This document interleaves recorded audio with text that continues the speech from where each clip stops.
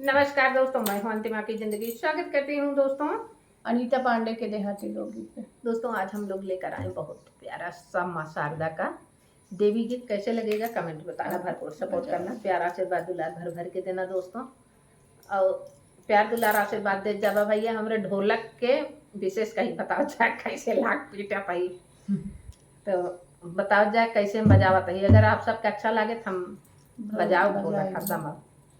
तो आप लोग बताइए कमेंट में और प्यार दुलार आशीर्वाद भर भर के देंगे। माता रानी आवत है सबके मनोकामना पूरी करें। साथ में हमारा दोनों जने सुन लें। धन्यवाद दोस्तों।